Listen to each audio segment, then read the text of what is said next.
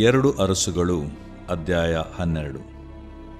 ಯೆಹೋವಾಷನು ಯೇಹುವಿನ ಆಳಿಕೆಯ 7ನೆಯ ವರ್ಷದಲ್ಲಿ ಅರಸನಾಗಿ ಯೆರೂಸಲೇಮಿನಲ್ಲಿ 40 ವರ್ಷ ಆಳಿದನು. ಬೇರ್ಷೆಬದವಳಾದ ಚಿಬ್ಯಳು ಅವನ ತಾಯಿ. ಯಾಜಕನಾದ ಯೆಹೋಯಾದಾವನು ಅವನಿಗೆ ಬೋಧಕನಾಗಿದ್ದ ಕಾಲದಲ್ಲಿ ಅವನು ಯೆಹೋವನ ದೃಷ್ಟಿಯಲ್ಲಿ ಒಳ್ಳೆಯವನಾಗಿಯೇ ನಡೆದುಕೊಳ್ಳುತ್ತಿದ್ದನು. ಆದರೆ ಅವನು ಪೂಜಾಸ್ಥಳಗಳನ್ನು ತೆಗೆದುಹಾಕಲಿಲ್ಲವಾದ್ದರಿಂದ ಜನರು ಅವುಗಳ ಮೇಲೆ ಯಜ್ಞಧೂಪಗಳನ್ನು ಅರ್ಪಿಸುತ್ತಿದ್ದರು. ಯೆಹೋವಾಷನು ಯಾಜಕರಿಗೆ, ನೀವು ಯೆಹೋವನ ಆಲಯಕ್ಕೆ ಸೇರುವ ಎಲ್ಲ ಪರಿಶುದ್ಧ ದ್ರವ್ಯವನ್ನು, ಅಂದರೆ ಕಾನೇಶುಮಾರಿಯಲ್ಲಿ ಲೆಕ್ಕಿಸಲ್ಪಟ್ಟ ಪ್ರತಿಯೊಬ್ಬನೂ ತಂದುಕೊಡುವ ಹಣ, ದೇವರಿಗೆ ಪ್ರತಿಷ್ಠಿತನಾದ ಮನುಷ್ಯನು ತನ್ನ ಪ್ರಾಣವನ್ನು ಬಿಡಿಸಿಕೊಳ್ಳುವುದಕ್ಕಾಗಿ ತರುವ ಹಣ, ಜನರು ಯೆಹೋವನ ಆಲಯಕ್ಕೆ ಸ್ವೇಚ್ಛೆಯಿಂದ ತಂದೊಪ್ಪಿಸುವ ಹಣ, ಇವುಗಳನ್ನು ತೆಗೆದುಕೊಂಡು ದೇವಾಲಯವು ಎಲ್ಲೆಲ್ಲಿ ಶಿಥಿಲವಾಗಿರುತ್ತದೆಂದು ನೋಡಿ ಅದನ್ನು ಸರಿ ಮಾಡುವುದಕ್ಕೋಸ್ಕರ ವಿನಿಯೋಗಿಸಿರಿ. ಪ್ರತಿಯೊಬ್ಬನೂ ತನ್ನ ತನ್ನ ಪರಿಚಿತರಿಂದಲೇ ಹಣ ತೆಗೆದುಕೊಳ್ಳಬೇಕು ಎಂದು ಆಜ್ಞಾಪಿಸಿದನು. ಯಾಜಕರು ಅರಸನಾದ ಯೆಹೋವಾಷನ ಆಳಿಕೆಯ 23ನೆಯ ವರ್ಷದವರೆಗೂ ದೇವಾಲಯವನ್ನು ಜೀರ್ಣೋದ್ಧಾರ ಮಾಡಿರಲಿಲ್ಲ. ಆದುದರಿಂದ ಅವನು ಯೆಹೋಯಾದಾವ ಮೊದಲಾದ ಯಾಜಕರನ್ನು ಕರೆದು ಅವರಿಗೆ, ನೀವು ಈವರೆಗೂ ದೇವಾಲಯವನ್ನೇಕೆ ಜೀರ್ಣೋದ್ಧಾರ ಮಾಡಲಿಲ್ಲ? ಇನ್ನು ಮುಂದೆ ನಿಮ್ಮ ಪರಿಚಿತರು ತಂದುಕೊಡುವ ಹಣವನ್ನು ನಿಮ್ಮ ಕೈಯಲ್ಲಿಟ್ಟುಕೊಳ್ಳದೆ ಕೂಡಲೇ ಅದನ್ನು ದೇವಾಲಯದ ಜೀರ್ಣೋದ್ಧಾರಕ್ಕಾಗಿ ಕೊಡಿರಿ ಎಂದು ಹೇಳಿದನು. ಆಗ ಯಾಜಕರು ಅವನಿಗೆ, ನಾವು ಇನ್ನು ಮುಂದೆ ಜನರಿಂದ ಹಣ ತೆಗೆದುಕೊಳ್ಳುವುದಿಲ್ಲ, ದೇವಾಲಯದ ಜೀರ್ಣೋದ್ಧಾರಕ್ಕೆ ಕೈ ಹಾಕುವುದಿಲ್ಲ ಎಂಬುದಾಗಿ ಮಾತು ಕೊಟ್ಟರು. ಯಾಜಕನಾದ ಯೆಹೋಯಾದಾವನು ಒಂದು ಪೆಟ್ಟಿಗೆಯನ್ನು ತೆಗೆದುಕೊಂಡು ಬಂದು ಅದರ ಮುಚ್ಚಳದಲ್ಲಿ ತೂತು ಮಾಡಿ ಅದನ್ನು ಯೆಹೋವನ ಆಲಯದ ಬಾಗಿಲಿನ ಬಲಗಡೆಯಲ್ಲಿ ಯಜ್ಞವೇದಿಯ ಹತ್ತಿರ ಇಟ್ಟನು. ದ್ವಾರಪಾಲಕರಾದ ಯಾಜಕರು ಯೆಹೋವನ ಆಲಯಕ್ಕೆ ತರಲ್ಪಟ್ಟ ಹಣವನ್ನೆಲ್ಲ ಅದರಲ್ಲಿಯೇ ಹಾಕಿಸುತ್ತಿದ್ದರು. ಪೆಟ್ಟಿಗೆಯಲ್ಲಿ ತಕ್ಕಷ್ಟು ಹಣ ಕೂಡಿದೆ ಎಂದು ಕಂಡು ಬಂದಾಗೆಲ್ಲ ರಾಜಲೇಖಕನು ಮಹಾಯಾಜಕನು ಬಂದು ಅದನ್ನು ಚೀಲಗಳಲ್ಲಿ ಹಾಕಿ ತೂಕ ಮಾಡಿ, ಯೆಹೋವನ ಆಲಯದ ಹಣವು ಇಷ್ಟಿಷ್ಟು ಆಯಿತೆಂದು ಬರೆದುಕೊಂಡು ಅದನ್ನು ಆಲಯದ ಕೆಲಸವನ್ನು ನಡೆಸುವ ಮೊಕ್ತೇಸರರಿಗೆ ಒಪ್ಪಿಸುವರು. ಇವರು ಅದನ್ನು ಅಲ್ಲಿ ಕೆಲಸ ಮಾಡುವ ಬಡಗಿ, ಶಿಲ್ಪಿ, ಉಪ್ಪಾರ, ಕಲ್ಲು ಕುಟಿಕ ಇವರ ಸಂಬಳಕ್ಕಾಗಿಯೂ, ಮರ, ಕೆತ್ತಿದ ಕಲ್ಲು ಇವುಗಳನ್ನು ಕೊಂಡುಕೊಳ್ಳುವುದಕ್ಕಾಗಿಯೂ, ಆಲಯದ ಜೀರ್ಣೋದ್ಧಾರದ ಬೇರೆ ಎಲ್ಲ ವೆಚ್ಚಕ್ಕಾಗಿಯೂ ಉಪಯೋಗಿಸುವರು. ಯೆಹೋವನ ಆಲಯಕ್ಕೆ ತರಲ್ಪಟ್ಟ ಹಣವನ್ನು ಜೀರ್ಣೋದ್ಧಾರ ಕಾರ್ಯದವರ ಸಂಬಳಕ್ಕಾಗಿ ಉಪಯೋಗಿಸಿದರೇ ಹೊರತು ಯೆಹೋವನ ಆಲಯದ ಬೆಳ್ಳಿಯ ಬಟ್ಟಲು, ಕತ್ತರಿ, ಬೋಗುಣಿ, ತುತ್ತೂರಿ, ಬೆಳ್ಳಿ, ಬಂಗಾರದ ಪಾತ್ರೆ ಇವುಗಳನ್ನು ಮಾಡುವುದಕ್ಕಾಗಿ ಉಪಯೋಗಿಸಲಿಲ್ಲ. ಕೆಲಸಗಾರರಿಗೆ ಸಂಬಳ ಕೊಡುವ ಮೊಕ್ತೇಸರರು ನಂಬಿಗಸ್ತರಾಗಿದ್ದರಿಂದ ಅವರ ವಶಕ್ಕೆ ಕೊಡಲ್ಪಟ್ಟ ಹಣದ ಲೆಕ್ಕವನ್ನು ಯಾರೂ ಕೇಳಲಿಲ್ಲ. ಅಪರಾಧ ಪ್ರಾಯಶ್ಚಿತ್ತಕ್ಕಾಗಿಯೂ ದೋಷ ಪರಿಹಾರಕ್ಕಾಗಿಯೂ ತರಲ್ಪಟ್ಟ ಹಣವು ಯಾಜಕರ ಭಾಗವಾಗಿತ್ತು, ಅದು ಯೆಹೋವನ ಆಲಯಕ್ಕೆ ಸೇರಲಿಲ್ಲ. ಇದೇ ಕಾಲದಲ್ಲಿ ಅರಾಮ್ಯರ ಅರಸನಾದ ಹಜಾಯೇಲನು ಬಂದು ಗತ್ ಊರಿಗೆ ಮುತ್ತಿಗೆ ಹಾಕಿ ಅದನ್ನು ಸ್ವಾಧೀನಪಡಿಸಿಕೊಂಡು ಅಲ್ಲಿಂದ ಯೆರೂಸಲೇಮಿಗೆ ವಿರೋಧವಾಗಿ ಹೊರಟನು. ಯೆಹೂದದ ಅರಸನಾದ ಯೆಹೋವಾಷನು ಇದನ್ನು ಕೇಳಿ ತಾನೂ ತನ್ನ ಪೂರ್ವಿಕರಾದ ಯೆಹೋಷಾಫಾಟ್, ಯೆಹೋರಾಮ್, ಅಹಜ್ಯ ಎಂಬ ಯೆಹೂದ ರಾಜರು ದೇವಸ್ಥಾನಕ್ಕೆ ಕಾಣಿಕೆಯಾಗಿ ಕೊಟ್ಟ ಒಡವೆಗಳು, ಯೆಹೋವನ ಆಲಯದ ಮತ್ತು ಅರಮನೆಯ ಭಂಡಾರಗಳಲ್ಲಿದ್ದ ಬಂಗಾರ ಇವುಗಳನ್ನು ತೆಗೆದುಕೊಂಡು ಅರಾಮ್ಯರ ಅರಸನಾದ ಹಜಾಯೇಲನಿಗೆ ಕಳುಹಿಸಿದನು. ಆಗ ಅವನು ಯೆರೂಸಲೇಮನ್ನು ಬಿಟ್ಟು ಹೋದನು. ಯೆಹೋವಾಷನ ಉಳಿದ ಚರಿತ್ರೆಯೂ ಅವನ ಎಲ್ಲ ಕೃತ್ಯಗಳು ಯೆಹೂದ ರಾಜಕಾಲ ವೃತ್ತಾಂತ ಎಂಬ ಗ್ರಂಥದಲ್ಲಿ ಬರೆದಿರುತ್ತವೆ. ಯೆಹೋವಾಷನ ಉದ್ಯೋಗಸ್ಥರು ಅವನಿಗೆ ವಿರೋಧವಾಗಿ ಒಳಸಂಚು ಮಾಡಿದರು. ಅವರಲ್ಲಿ ಶಿಮೆಯಾತನ ಮಗನಾದ ಯೋಜಾಕಾರ್, ಶೋಮೇರನ ಮಗನಾದ ಯೆಹೋಜಾಬಾದ್ ಎಂಬವರು ಸಿಲ್ಲಾ ಊರಿಗೆ ಹೋಗುವ ಘಟ್ಟದ ದಾರಿಯಲ್ಲಿರುವ ಮಿಲ್ಲೋ ಕೋಟೆಯಲ್ಲಿ ಅವನನ್ನು ಕೊಂದರು. ಅವನ ಜನರು ಅವನ ಶವವನ್ನು ದಾವೀದ ನಗರದೊಳಗೆ ಅವನ ಕುಟುಂಬ ಸ್ಮಶಾನ ಭೂಮಿಯಲ್ಲಿ ಸಮಾಧಿ ಮಾಡಿದರು. ಅವನಿಗೆ ಬದಲಾಗಿ ಅವನ ಮಗನಾದ ಅಮಚ್ಯನು ಅರಸನಾದನು. ದೇವರು ಪ್ರೀತಿಸುವ ಪ್ರೀತಿಯ ಬಿಗ್ ಜೆ ಟಿವಿ ವೀಕ್ಷಕರಿಗೆ ನಮ್ಮ ಕರ್ತನಾದ ಯೇಸು ಕ್ರಿಸ್ತನ ಹೆಸರಿನಲ್ಲಿ ನಿಮ್ಮನ್ನು ವಂದಿಸಿ ಸ್ವಾಗತ ಬಯಸ್ತಿದ್ದೇವೆ. ಬನ್ನಿರಿ, ಇಂದು ನಾವು ಒಟ್ಟಾಗಿ ದೇವರ ವಾಕ್ಯವನ್ನು ಅಧ್ಯಯನ ಮಾಡಿಕೊಳ್ಳೋಣ. ಇಂದಿನ ನಮ್ಮ ಅಧ್ಯಯನ ಯಾವುದರಿಂದ ಇರ್ತದೆ ಅಂತ ಹೇಳಿದ್ರೆ 2ನೇ ಅರಸುಗಳ ಗ್ರಂಥ the second book of Kings chapter 12 ಅಧ್ಯಾಯ. 12ನೇ ಅಧ್ಯಾಯವನ್ನು ಅಧ್ಯಯನ ಮಾಡಿಕೊಳ್ಳೋದಕ್ಕೆ ಮುಂಚಿತವಾಗಿ 11ನೇ ಅಧ್ಯಾಯದಲ್ಲಿ ಏನಿದೆ ಎಂಬುದಾಗಿ ಸ್ವಲ್ಪ ನೆನಪಿಸ ಬಯಸ್ತೇನೆ. ಅದೇನಂತ ಹೇಳಿದರೆ, ಯಹೂದದ ಪ್ರಥಮ ರಾಣಿಯ ಕುರಿತಾಗಿ ನಾವು ನೋಡ್ತೇವೆ. ಆಕೆ ಹೆಸರು ಅಥಲ್ಯ ಎಂಬುದಾಗಿ. ಅಥಲ್ಯ ಅಂಥೇಳಿದರೆ ಯೆಹೋವನು ಒತ್ತಾಯ ಪಡಿಸಿದನು ಅಥವಾ ಯೆಹೋವನು ಪ್ರೇರೇಪಿಸಿದನು ಅಥವಾ ಯೆಹೋವನು ಬಲಪಡಿಸುವನು ಎಂಬಂಥ ಅರ್ಥ ಇರುವಂಥ ಹೆಸರು ಅಥಲ್ಯ ಎಂಬುದಾಗಿ. ಒತ್ನಿಯಲ್ ಅಂತ ನೆನಪಿರಬೇಕಲ್ವ. ಒತ್ನಿಯಲ್ ಅಂದರೆ ಒತ್ತಾಯ, ಬಲ, ಶಕ್ತಿ ಎಂಬುದಾಗಿ. ಆದ ಕಾರಣ ಅಥಲ್ಯ ಎಂಬ ಹೆಸರು ಸಿಂಪಲಾಗಿ ಹೇಳಬೇಕಾದ್ರೆ ದೇವರ ಶಕ್ತಿ, ದೇವರ ಬಲ, ದೇವರ ಒತ್ತಾಯ ಅಂತ ಹೇಳ್ಬೋದು, ದೇವರ ಪ್ರೇರಣೆ ಅಂತ ಕೂಡ ಹೇಳ್ಬೋದು. ಅಂಥ ಹೆಸರಿರುವಂಥ ವ್ಯಕ್ತಿ ಏನು ಮಾಡ್ತಾಳೆ, ತಾನು ರಾಣಿ ಆಗಬೇಕು ಅಂತ ಹೇಳಿಬಿಟ್ಟು ತನ್ನ ಸಂಬಂಧಿಕರು, ಅಂದರೆ ಸ್ವಂತನೇ ಅಜ್ಜಿ ಆಗಬೇಕು ಈಕೆ, ಅಹಜ್ಯನು ಈಕೆಯ ಮಗ ಅಹಜ್ಯನು ಮರಣ ಹೊಂದಿದ್ದಾನೆಂಬುದನ್ನು ಅವನ ತಾಯಿಯಾದ ಅಥಲ್ಯ ತಿಳಿದಾಗ ಎಲ್ಲ ರಾಜಪುತ್ರರನ್ನು ಕೊಂದುಬಿಡ್ತಾಳೆ. ಯಾಕಂದರೆ ತಾನು ಆ ಒಂದು ಪೊಸಿಷನ್ಗೋಸ್ಕರವಾಗಿ ಅಂತ ಹೇಳಿಬಿಟ್ಟು. ಇದು ಇಸ್ರಾಯೇಲ್ನಲ್ಲಿ ಅದುವರೆಗೆ ನಡೆದಂಥ ಒಂದು ಘಟನೆ ಅಲ್ಲವೇ ಅಲ್ಲ. ಅನಂತರವೂ ಕೂಡ ನಡೀಲಿಲ್ಲ. ಇದು ಹಿಂದೆನೂ ನಡೆದಿಲ್ಲ, ಮುಂದೇನೂ ನಡೀಲಿಲ್ಲ ಅಂಥ ಒಂದು ಸಂಗತಿ ಇಸ್ರಾಯೇಲ್ ಚರಿತ್ರೆಯಲ್ಲಿ ಮಾತ್ರ ಅಲ್ಲ, ಯೆಹೂದದ ಚರಿತ್ರೆಯಲ್ಲಿ ಕೂಡ ಈಕೆ ಯೆಹೂದದ ರಾಣಿಯಾದಳು. ಆದಾಗ ಏನಾಗ್ತದೆ, ಹೇಗೋ ರಾಜಕುಮಾರನು ಒಬ್ಬನನ್ನು ಈ ಯೋಷೇಬ ಅಂತ ಹೇಳಿಬಿಟ್ಟು, ಯಾರೂ ಅಲ್ಲ, ಮರಣ ಹೊಂದಿದಂಥ ಆಹಾಜನ ತಂಗಿನೇ, ಆಕೆ ಏನು ಮಾಡಿಬಿಡ್ತಾಳೆ, ತನ್ನ ಅಣ್ಣನ ಮಗನನ್ನು ಮಲಗುವ ಕೋಣೆಯಲ್ಲಿ ಬಚ್ಚಿಟ್ಬಿಡ್ತಾಳೆ. ಆಗಿನ ಕಾಲದಲ್ಲಿ ದೊಡ್ಡ ದೊಡ್ಡ ರೂಮ್ಸ್ ಆದ ಕಾರಣ ಒಂದು ಕೋಣೆಯಲ್ಲಿ ಈ ರಾಜ್ಕುಮಾರನನ್ನು 6 ವರ್ಷ, 1 ವರ್ಷ 2 ವರ್ಷ ಅಲ್ಲ, ಸಣ್ಣ ಹುಡುಗನನ್ನು 6 ವರ್ಷ ಅಲ್ಲಿ ಬಚ್ಚಿಟ್ಬಿಡ್ತಾಳೆ. ಆ 6 ವರ್ಷದಲ್ಲಿ ಬಚ್ಚಿಟ್ಟಿದ ನಂತರ 7ನೇ ವರ್ಷ ಏನಾಗ್ತದೆ, ಒಬ್ಬ ಒಳ್ಳೆ ಯಾಜಕನಿರ್ತಾನೆ, ಅವನ ಹೆಸರು ಯೆಹೋಯಾದಾಬನು, ಅಂದರೆ ಯೆಹೋವನಿಂದ ತಿಳಿಯಲ್ಪಟ್ಟನು ಅಥವಾ ಯೆಹೋವನನ್ನು ತಿಳಿದವನು ಎಂಬ ಹೆಸರಿನ ಅರ್ಥ ಇರುವಂಥ ಯಾಜಕನು ಏನು ಮಾಡಿಬಿಡ್ತಾನೆ, ಅವನು ಅಭಿಷೇಕ ಮಾಡಿಬಿಡ್ತಾನೆ ಯೆಹೋವಾಷನನ್ನು. ವಾಶ್ ಅಂತ ಹೇಳಿದರೆ ಬೆಂಕಿ, ಯೆಹೋವನ ಬೆಂಕಿ.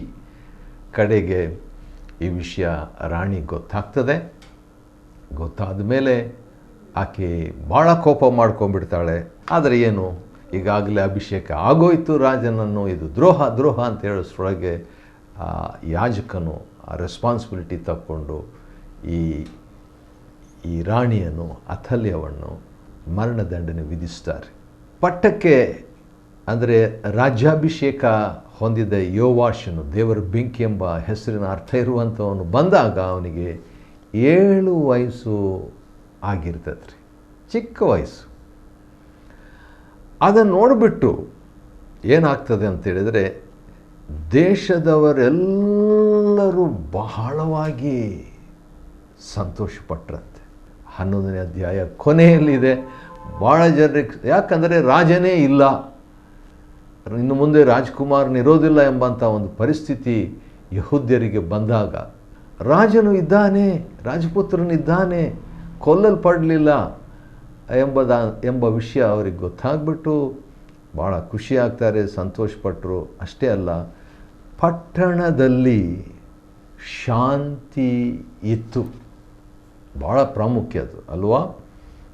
ಸರಿ, 12ನೇ ಅಧ್ಯಾಯ ಯೆಹೂದದ ಅರಸನಾದ ಯೋವಾಷನು ಯಾವ ರೀತಿಯಾಗಿ 7 ವಯಸ್ಸಿನಲ್ಲಿ ಅರಸನಾದಂಥವನು ಹೇಗೆ ಅವನು ಡೆವಲಪ್ ಆದ, ಏನು ಮಾಡ್ದ, ಹೇಗೆಲ್ಲ ಅವನು ಮುಂದುವರೆದ ಎಂಬುದನ್ನು ನಾವು ಅಧ್ಯಯನ ಮಾಡಿಕೊಳ್ಳಲಿಕ್ಕಿದ್ದೇವೆ. ಬನ್ನಿರಿ ನೋಡೋಣ. 12ನೇ ಅಧ್ಯಾಯದಲ್ಲಿ ಯೆಹೂದದ ಅರಸನಾದ ಯೆಹೋವಾಷ್ ಅಂದರೆ ಯೆಹೋವನ ಬೆಂಕಿ ಹೊಂದಿದ್ದವನು ಎಂಬುದಾಗಿ.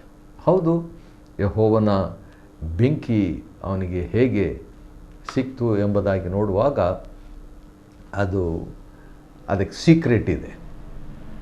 ಹೇಗೆ ಸಿಕ್ತು ಎಂಬುದಾಗಿ ನೋಡುವಾಗ ಅವನಿಗೆ ಒಬ್ಬ ಮೆಂಟರ್, ತರಬೇತುಗಾರ ಇದ್ದನು. ಅವನ ಹೆಸರು ಯೆಹೋಯಾದಾಬನು, ಯಾಜಕನು. ಅವನು ರಾಜನಾದಾಗ ರಾಜ್ಯಾಭಿಷೇಕ ಈ 7 ವಯಸ್ಸಿನ ಹುಡುಗನಿಗೆ ಆ ಪಟ್ಟಕ್ಕೆ ಅವನು ಕೂತ್ಕೊಳ್ಳುವಂತೆ ಮಾಡಿದಾಗ ಏನು ಮಾಡಿದ ಈ ಯೆಹೋಯಾದಾಬನು ಅನ್ನುವಂಥದ್ದು ನನಗೆ ಸ್ವಲ್ಪ ಇಂಟ್ರೆಸ್ಟಿಂಗ್. ಅದು 11ನೇ ಅಧ್ಯಾಯದ 12ನೇ ವಚನದಲ್ಲಿದೆ. ಅವನ ತಲೆಯ ಮೇಲೆ ಕಿರೀಟವನ್ನಿಟ್ಟು, 7 ವಯಸ್ಸು ಯೆಹೋವಾಷನ ತಲೆ ಮೇಲೆ ಕಿರೀಟವನ್ನು ಈ ಯೆಹೋಯಾದಾಬನು ಅಂದರೆ ಯೆಹೋವನನ್ನು ತಿಳಿದವನು ಕಿರೀಟ ಇಟ್ಟು, ಆಮೇಲೆ ತಲೆ ಮೇಲೆ ಕಿರೀಟ, ಆದರೆ ಕೈ ಖಾಲಿ ಇದೆಯಲ್ಲ, ಕೈಯಲ್ಲಿ ಏನು ಮಾಡಿದನು ಅಂತ ಹೇಳ್ಬಿಟ್ಟು ನೋಡುವಾಗ ಕೈಯಲ್ಲಿ ಧರ್ಮಶಾಸ್ತ್ರವನ್ನು ಕೊಟ್ಟು, ವಾವ್! ತಲೆಗೆ ಕಿರೀಟ, ಕೈಗೆ ಬೈಬಲ್. ಇದು ಒಳ್ಳೆ ಕಾಂಬಿನೇಷನ್. ಯಾಕಂದರೆ ಹೌದು, ಒಂದು ಪೊಸಿಷನ್ ಇರಬೇಕು, ಸ್ಥಾನಮಾನ ಗೌರವ ಇರಬೇಕು.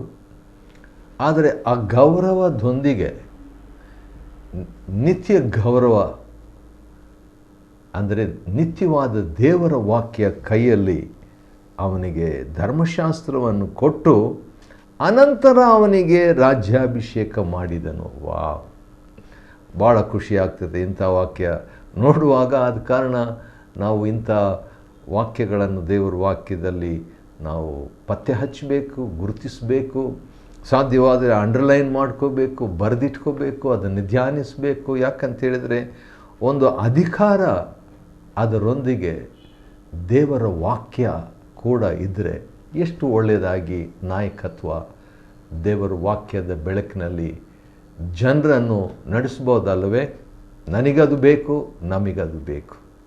ಸರಿ, ನನಗನ್ನಿಸಿದ ಮಟ್ಟಿಗೆ ಇವನು ಈ ಯೆಹೋವಾಷನು 7 ವಯಸ್ಸಿನಲ್ಲಿ ರಾಜನಾಗಿದ್ದಾಗ್ಯೂ 40 ವರ್ಷ ಯಹೂದ ದೇಶವನ್ನು ಆಳ್ವಿಕೆ ಮಾಡ್ತಾನ್ರಿ. ಆಶ್ಚರ್ಯ. ಆದರೆ ಅವನ ಜೀವನದಲ್ಲಿ 2 ವ್ಯಕ್ತಿಗಳು ಪ್ರಭಾವಶಾಲಿಗಳು. ನಮ್ಮ ಜೀವನದಲ್ಲಿ ಕೂಡ ಆ ರೀತಿಯಾಗಿ 2 ಇದ್ದರೆ ಭಾಳ ಒಳ್ಳೆಯದು. ಒಂದು ಯಾರಂತ ಹೇಳಿದ್ರೆ, ಬೇರ್ಷೆಬದವಳಾದ ಚಿಬ್ಯಳು ಅವನ ತಾಯಿ. ಚಿಬ್ಯ ಅಂದರೆ ಹೆಣ್ಣು ಜಿಂಕೆ, ಚಿಬ್ಯ ಅಂದರೆ ಸೌಂದರ್ಯ, ಚಿಬ್ಯ ಅಂದರೆ ಇನ್ನೊಂದು ಅರ್ಥ ಮಹಿಮೆ, ಪ್ರಭಾವ. ಹೌದು, ಚಿಬ್ಯಳು ತನ್ನ ಮಗನಾದ ಯೆಹೋವಾಷನ ಮೇಲೆ ಪ್ರಭಾವ ಬೀರಿದ್ಲು. ಅದಕ್ಕೆ 40 ವರ್ಷ ಅವನು ರಾಜನಾಗಿದ್ದನು ಎಂಬುದಾಗಿ ನಾವು ನೋಡ್ತೇವೆ. ಮತ್ತು ಇನ್ನೊಬ್ಬ ವ್ಯಕ್ತಿ ಅವನ ಆತ್ಮಿಕವಾದ ಜೀವನದಲ್ಲಿ ಮುಂದುವರಿಯುವಂತೆ ಮಾಡಿದ್ದು ತಾಯಿ ಮಲಗುವ ಕೋಣೆಯಲ್ಲಿ ಬಚ್ಚಿಡಲ್ಪಟ್ಟಂಥ ಈ ರಾಜಪುತ್ರನನ್ನು ಯೆಹೋಷಾಬೇಳು, ಯೆಹೋವನ ಹರಕೆ ಅಂತ ಹೇಳ್ಬಿಟ್ಟು ಯೆಹೋಷೇಬ ಎಂಬ ಸಂಬಂಧಿಕಳು ಆ ರೀತಿಯಾಗಿ ಅವಳ ಇನ್ಫ್ಲೂಯೆನ್ಸ್ ಕೂಡ ಇದೆ ಅಂತ ಹೇಳ್ಬೋದು. ಹಾಗಾದರೆ ಯೆಹೋಷೇಬಳು ಯಾರೂ ಅಲ್ಲ, ಅದು ಅಹಜ್ಯನ ತಂಗಿ ಆಗಿರುವಂಥ ಆ ವ್ಯಕ್ತಿ. ಆದ ಕಾರಣ ಆಕೆ ರಿಲೇಟಿವ್ ಒಂದು ಪ್ರಭಾವ, ಎರಡನೇದು ತಾಯಿಯ ಪ್ರಭಾವ ಚಿಬ್ಯಳು, ಮೂರನೇದು ಯೆಹೋಯಾದಾಬನು ಅಂದರೆ ಯಾಜಕನು. ಹಾಗಾದರೆ ನಮ್ಮ ಜೀವನದಲ್ಲಿ ಕೂಡ ಒಬ್ಬ ಮೆಂಟರ್, ತರಬೇತುಗಾರನು, ಆತ್ಮಿಕ ನಾಯಕನು ಅಥವಾ ಇನ್ನೂ ಬೆಸ್ಟ್ ಅಂದರೆ ಆತ್ಮಿಕ ತಂದೆಯಾಗಿರುವಂಥ ವ್ಯಕ್ತಿ ನಮ್ಮ ಜೀವನದಲ್ಲಿ ಇರಬೇಕು. ಆ ರೀತಿಯಾಗಿ ನೋಡುವಾಗ ಇವನಿಗೆ ಭಾಳ ಒಳ್ಳೆ ಟೀಚಿಂಗ್ ಸಿಕ್ತು. 2ನೇ ವಚನದಲ್ಲಿ ಬರೆದಿದೆ, ಯಾಜಕನಾದ ಯೆಹೋಯಾದಾಬನು ಅವನಿಗೆ ಬೋಧಕನಾಗಿ, ವಾವ್, ದೇವರ ವಾಕ್ಯ, ಕೈಯಲ್ಲಿ ಧರ್ಮಶಾಸ್ತ್ರ, ಬೋಧಕನಾಗಿದ್ದ ಕಾಲದಲ್ಲಿ ಅವನು ಯೆಹೋವನ ದೃಷ್ಟಿಯಲ್ಲಿ ಒಳ್ಳೆಯವನಾಗಿಯೇ ನಡೆದುಕೊಳ್ತಿದ್ದನು. ದೇವರ ವಾಕ್ಯ ಬಿದ್ದಾಗ ಒಳ್ಳೆಯದೇ ಆಗ್ತದೆ. ಅದಕ್ಕೆ ನಾವು ದಿನಾಲೂ ದೇವರ ವಾಕ್ಯವನ್ನು ಅಧ್ಯಯನ ಮಾಡಿಕೊಳ್ತಾ ಇದ್ದೀವಿ. ಒಂದು ನಾರ್ಮಲ್ ಆಗಿ, ಒಂದು ಸಾಮಾನ್ಯವಾಗಿ ಒಂದು ಎಕ್ಸಾಂಪಲ್ ನಾನು ಕೊಡ್ತಾ ಇರ್ತೀನಿ. ಅದೇನೆಂದರೆ, ಮನುಷ್ಯನ ಹೃದಯ ಒಂದು ಗ್ಲಾಸ್ ಇದ್ದ ಹಾಗೆ, ಒಂದು ಪಾತ್ರೆ ಇದ್ದ ಹಾಗೆ. ಆ ಪಾತ್ರೆಯಲ್ಲಿ ಪಾಪ, ದ್ವೇಷ, ಗರ್ವ, ಕೋಪ, ಸ್ವಾರ್ಥ ಇವೆಲ್ಲ ಇರ್ತದೆ, ತಿಳಿದೋ ತಿಳಿಯದೆಯೋ. ಅದು ಒಂದು ವಿಷ ಇದ್ದ ಹಾಗೆ. ಕೆಲವರ ವಿಷ ಸ್ವಲ್ಪನೇ ಇರ್ತದೆ, ಕೆಲವರ ವಿಷ ಹೆಚ್ಚಾಗಿರ್ತದೆ. ಆ ಒಟ್ಟು ವಿಷ ಅಂತ ಇರ್ತದೆ. ಯಾಕಂದರೆ ಹೃದಯವು ಎಲ್ಲಕ್ಕಿಂತಲೂ ವಂಚಕವಾದದ್ದು. ಯೆರೆಮೀಯ 17ರಲ್ಲಿ ಆ ಮಾತು ಇದೆ. ಹಾಗಾದರೆ ಆ ವಿಷ, ವಂಚನೆ, ಆತ್ಮಿಕ ವಂಚನೆ ಎಂಬಂಥ ವಿಷ ನಮ್ಮ ಹೃದಯದಲ್ಲಿ ಇರುವಾಗ ಅದಕ್ಕೆ ಹೇಗೆ ಪರಿಹಾರ? ಭಾಳ ಪರಿಹಾರಗಳು ಇರ್ಬೋದು, ಆದರೆ ಒಂದು ಪರಿಹಾರ ನಾನು ಹೇಳ್ತೀನಿ. ಅದೇನೆಂದರೆ, ದೇವರ ವಾಕ್ಯ ಆ ವಿಷಯದಲ್ಲಿ ಹಾಕುವಾಗ ಇನ್ನೊಂದು ಸ್ವಲ್ಪ ವಿಷ ಇದೆ, ಅದಕ್ಕೆ ಇನ್ನೊಂದು ಸ್ವಲ್ಪ, ನಾಳೆ ಇನ್ನೂ ಸ್ವಲ್ಪ ವಿಷ ಬರ್ಬೋದು. ದೇವರ ವಾಕ್ಯ, ದೇವರ ವಾಕ್ಯ, ದೇವರ ವಾಕ್ಯ, ಇನ್ನೊಂದು ಗ್ಲಾಸ್, ಇನ್ನೊಂದು ಗ್ಲಾಸ್, ಒಂದು 100 ಗ್ಲಾಸು ದೇವರ ವಾಕ್ಯ ಒಂದು ಚೂರು ವಿಷಕ್ಕೆ ಹಾಕಿದಾಗ, ಒಂದು ವೇಳೆ ವಿಷ ಹೆಚ್ಚಬಹುದು, ನಾಳೆ ನಾಡಿದ್ದು ಆಚೆ ನಾಡಿದ್ದು, ಆದರೂ ಕೂಡ ದೇವರ ವಾಕ್ಯವನ್ನು ಕ್ರಮೇಣವಾಗಿ ಧ್ಯಾನ ಮಾಡ್ತಾ ಬೋಧಕನಾಗಿ 40 ವರ್ಷ ಅವನಿಗೆ ಬೋಧನೆ ಮಾಡಿ ಮಾಡಿ ಮಾಡಿ ಕಡೆಗೆ ಯೆಹೋವನ ದೃಷ್ಟಿಯಲ್ಲಿ ಒಳ್ಳೆಯವನಾಗಿ ನಡ್ಕೊಳ್ತಿದ್ದನು ರಾಜ. ಭಾಳ ರೇರ್ ಇಂಥ ಒಂದು ಘಟನೆ ಆ ಕಾಲದಲ್ಲಿ. ಆದರೆ ಅದೇ ಸಂದರ್ಭದಲ್ಲಿ ಅವನು ಪೂಜಾ ಸ್ಥಳಗಳನ್ನು ತೆಗೆದು ಹಾಕಲಿಲ್ಲ. ಆದ್ದರಿಂದ ಜನರು ಏನು ಮಾಡ್ತಿದ್ರು, ಅದರ ಮೇಲೆ ಧೂಪ ಹಾಕ್ತಿದ್ರು. ಅದು ತಪ್ಪೇ ಅದು. ಆದರೂ ಕೂಡ ಇವನು 100% ಅವನು ಪರಿಪೂರ್ಣನಾಗಿ ಇಲ್ಲದಿದ್ದರೂ ತನ್ನಿಂದ ಆದಷ್ಟು ದೇವರ ವಾಕ್ಯದಿಂದ ಅವನು ಮುಂದುವರೆದ. ಸರಿ, ಯೆಹೋವಾಷನು ರಾಜನಾಗಿ ತಕ್ಷಣ ಮಾಡಿದ ಮೊದಲನೇ ಕೆಲಸ ಏನು? ಭಾಳ ಇಂಪಾರ್ಟೆಂಟ್. ರಾಜನಾದ ತಕ್ಷಣ ಕೆಲವರು ಏನಾದರೂ ಒಂದು ಮಾಡಬೇಕಂತಿರ್ತಾರೆ. ಒಂದು ಕೋಟೆ ಕಟ್ಕೋಬೇಕು, ಅಥವಾ ಅರಮನೆ ಕಟ್ಕೋಬೇಕು, ಸ್ಥಿರಪಡಿಸ್ಕೊಳ್ಬೇಕು, ಈ ರೀತಿ. ಯಾಕಂತೇಳಿದ್ರೆ ತನ್ನ ಅಜ್ಜಿನೇ ಈ ಯೆಹೋವಾಷನಿಗೆ, ಅಂದರೆ ಅಥಲ್ಯಳು, ಇವನಿಗೆ ವಿರುದ್ಧವಾಗಿ ಇದ್ದು ಇವನನ್ನು ಕೊಲ್ಲಬೇಕಂತ ಕೂಡ ಟ್ರೈ ಮಾಡಿ ಆಕೆ ಸಕ್ಸಸ್ ಆಗದೆ ಕಡೆಗೆ ರಾಣಿ ಆಗಿಬಿಟ್ಲಲ್ಲ. ಅಂಥ ಒಂದು ಅಪೋಸಿಷನ್ ಇವನಿಗೆ ಇರುವಾಗ ಇವನು ಫಸ್ಟ್ ಏನು ಮಾಡಬೇಕು ಅಂತ ಹೇಳ್ಬಿಟ್ಟು ನೋಡುವಾಗ ತನ್ನ ರಾಜ್ಯವನ್ನು ಸ್ಥಿರಪಡಿಸ್ಕೊಳ್ಬೇಕು. ಆದರೆ ಅವನು ಮಾಡಿದ್ದು ಏನಂತೇಳಿದರೆ, ದೇವರ ಆಲಯವನ್ನು ಸರಿಪಡಿಸಿದನು. ವಾವ್! ನೋಡ್ರಿ, 5ನೇ ವಚನ, ದೇವಾಲಯವನ್ನು ಸರಿಪಡಿಸ್ರಿ. 6ನೇ ವಚನ, ಅದನ್ನು ಜೀರ್ಣೋದ್ಧಾರ ಮಾಡಬೇಕು. 7ನೇ ವಚನ, ಆಲಯ ಜೀರ್ಣೋದ್ಧಾರ. 7ನೇ ವಚನ 2ನೇ ಭಾಗ, ಆ ದೇವಾಲಯದ ಜೀರ್ಣೋದ್ಧಾರ. 8ನೇ ವಚನ, ಆ ದೇವಾಲಯದ ಜೀರ್ಣೋದ್ಧಾರ. 12ನೇ ವಚನ, ಆಲಯದ ಜೀರ್ಣೋದ್ಧಾರ. 13ನೇ ವಚನ, ಆಲಯದ ಜೀರ್ಣೋದ್ಧಾರ. ಈ ರೀತಿಯಾಗಿ ದೇವರ ಆಲಯವನ್ನು ಅವನು ಸರಿಪಡಿಸುವಂಥ ಕೆಲಸದಲ್ಲಿ ಭಾಳಷ್ಟು ಟೈಮು ಅವನು ಕಳೆದನು. ಭಾಳ ಆಶ್ಚರ್ಯ ಅದು. ದೇವರಂಥವ್ರನ್ನ ಗೌರವಿಸ್ತಾರೆ, ಆಲಯಕ್ಕೆ ಆದ್ಯತೆ ಕೊಡುವಂಥವ್ರು. ಇನ್ನೂ ನನಗೆ ನೆನಪಿದೆ, ಒಂದು ಸಾರಿ ಬೆಳಗಾಂನಲ್ಲಿದ್ದಾಗ ಒಬ್ಬ ಪ್ರಸಂಗ ಮಾಡ್ತಿದ್ರು. ಅದನ್ನು ನಾನು ಭಾಷಾಂತರ ಮಾಡ್ತಾಯಿದ್ದೆ. ಇದ್ದಕ್ಕಿದ್ದ ಹಾಗೆ ಆಲಯದ ಕಿಟಕಿ ಕಡೆ ಅವ್ರ ಕೈ ತೋರಿಸ್ಬಿಟ್ಟು, ಇಲ್ಲಿ ನೋಡ್ರಿ, ಆಲಯದ ಕಿಟಕಿ ಸ್ವಲ್ಪ ಕೊಳೆ ಇದೆ, ಅದನ್ನು ನೀವು ಯಾಕೆ ಶುಚಿ ಮಾಡಲಿಲ್ಲ? ಆಲಯಕ್ಕೆ ಬರ್ತೀರಿ, ಹೋಗ್ತೀರಿ, ಆದರೆ ನಿಮ್ಮ ಆಲಯ ಅಲ್ವಾ, ಅಥವಾ ದೇವರ ಆಲಯ ಅಲ್ವಾ? ಆ ದೇವರ ಮನೆಯನ್ನು ನಾವು ಕಾಳಜಿ ವಹಿಸಬಾರದೆ ಎಂಬುದಾಗಿ ಹೇಳಿದ್ದು ಇನ್ನೂ ನನಗೆ ನೆನಪಿಗೆ ಇದೆ. ಆದ ಕಾರಣ ಈ ಯೆಹೋವಾಷನು ಅಂದರೆ ದೇವರ ಬೆಂಕಿ ಹೊಂದಿದ್ದವನು, ದೇವರ ಬೆಂಕಿ ಎಂಬ ಹೆಸರನ್ನು ಹೊಂದಿದ್ದವನು. ಆ ಬೆಂಕಿ ಮುಂದುವರೆದಿದ್ದು ಹೇಗೆಂದರೆ ದೇವರ ವಾಕ್ಯ 40 ವರ್ಷ ಆ ಯಾಜಕನು, ಆ ಯೆಹೋಯಾದಾವನು ಅಂತ ಹೇಳಿಬಿಟ್ಟು ಅವನ ಹೆಸರು ಯೆಹೋಯಾದಾವ್ ಎಂಬ ಯೆಹೋವನಿಂದ ತಿಳಿಯಲ್ಪಟ್ಟವನು ಅವನಿಗೆ ಫೌಂಡೇಶನ್ ಆಗಿ ಕೊಟ್ಟದ ನಂತರ ಅವನು ದೇವರ ಆಲಯಕ್ಕೆ ಆದ್ಯತೆಯನ್ನು ಕೊಟ್ಟನು. ಆ ರೀತಿಯಾಗಿ ಅವನು ಇದ್ದಾಗ ಒಂದು ಸಾರಿ ಯುದ್ಧಕ್ಕೆ ಒಬ್ಬನು ಬರ್ತಾನೆ. ಅವನ ಹೆಸರು ಯಾರಂದರೆ ಅರಸನಾದ ಹಜಯೇಲನು. ಅವನು ಯುದ್ಧಕ್ಕೆ ಬಂದಾಗ ಎರಡು ಕಡೆ ಜನರು ಸಾಯ್ತಾರೆ. ಆದ ಕಾರಣ ಈ ಯೆಹೋವಾಷನು ಏನು ಮಾಡ್ತಾನೆ, ದೇವರು ಬೆಂಕಿಯನ್ನು ಹೊಂದಿದ್ದವನು ತನ್ನ ಹತ್ರ ಇದ್ದಂಥ ಈ ಬಂಗಾರ ಭಂಡಾರ ಏನೇನಿದೆ ಅದೆಲ್ಲ ತಗೊಂಡು ಅವನಿಗೆ ಕೊಟ್ಬಿಡ್ತಾನೆ. ಕೊಟ್ಟಾಗ ಅವನು ಕೂಡ ಯೆರೂಸಲೇಮಿನ ಮೇಲೆ ಯುದ್ಧಕ್ಕೆ ಬರೋದೇ ಹೋಗ್ಬಿಡ್ತಾನೆ. ವೈರಿ ಸ್ವಲ್ಪ ಲಾಸ್ ಆಯಿತು ವಸ್ತು, ಆದರೆ ಒಬ್ಬ ವ್ಯಕ್ತಿಗಳು ಕೂಡ ಸಾಯಲಿಲ್ಲ. ಆ ರೀತಿಯಾಗಿ ಜ್ಞಾನದಿಂದ ಈ ಯೆಹೋವಾಷನು ನಡ್ಕೊಳ್ತಾನೆ. ಆದರೆ ಅವನನ್ನು ಅವನ ಕೆಲಸದವರೇ ಕೊಂದುಬಿಡ್ತಾರೆ. ಆ ರೀತಿಯಾಗಿ ಮುಕ್ತಾಯವಾಗ್ತದೆ ಈ 12ನೇ ಅಧ್ಯಾಯ. ಒಳ್ಳೆಯ ಒಬ್ಬ ಅರಸನು, 40 ವರ್ಷ ಆಳ್ವಿಕೆ ಮಾಡಿದಂಥವನು, ದೇವರ ಬೆಂಕಿ ಇದ್ದಂಥವನು. ಕೆಲವು ಸಾರಿ ಕೆಲವರು ಸಹಿಸೋದಿಲ್ಲ ದೇವರ ಬೆಂಕಿ ಇತರರಲ್ಲಿದ್ದಾಗ. 2ನೇ ಅರಸುಗಳ ಗ್ರಂಥ 12ನೇ ಅಧ್ಯಾಯವನ್ನು ಅಧ್ಯಯನ ಮಾಡಿಕೊಳ್ಳುವಂತೆ ದೇವರು ಕೊಟ್ಟ ಕೃಪೆಗಾಗಿ ಆತನಿಗೆ ಸ್ತೋತ್ರವಾಗಲಿ. ದೇವರು ನಿಮ್ಮನ್ನು ಆಶೀರ್ವದಿಸಲಿ.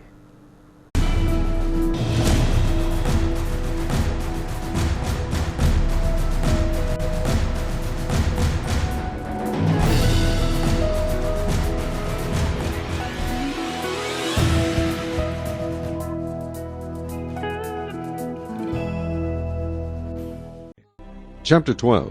In the 7th year of Jehu, Jehoash became king, and he reigned 40 years in Jerusalem. His mother's name was Zibiah of Beersheba. Jehoash did what was right in the sight of the Lord all the days in which Jehoiada the priest instructed him. But the high places were not taken away. The people still sacrificed and burned incense on the high places. And Jehoash said to the priests, "All the money of the dedicated gifts that are brought into the house of the Lord, each man's census money, each man's assessment money, and all the money that a man purposes in his heart to bring into the house of the Lord, let the priests take it themselves, each from his constituency, and let them repair the damages of the temple, wherever any dilapidation is found." Now it was so by the 23rd year of King Jehoash that the priests had not repaired the damages of the temple. So King Jehoash called Jehoiada the priest and the other priests and said to them, "Why have you not repaired the damages of the temple? Now therefore do not take more money from your constituency, but deliver it for repairing the damages of the temple." And the priests agreed that they would neither receive more money from the people nor repair the damages of the temple. Then Jehoiada the priest took a chest, bored a hole in its lid, and set it beside the altar on the right side as one comes into the house of the Lord. And the priests who kept the door put there all the money brought into the house of the Lord. So it was, whenever they saw that there was much money in the chest, that the king's scribe and the high priest came up and put it in bags, and counted the money that was found in the house of the Lord. Then they gave the money which had been apportioned into the hands of those who did the work, who had the oversight of the house of the Lord, and they paid it out to the carpenters and builders who worked on the house of the Lord, and to masons and stone cutters, and for buying timber and hewn stone to repair the damage of the house of the Lord, and for all that was paid out to repair the temple.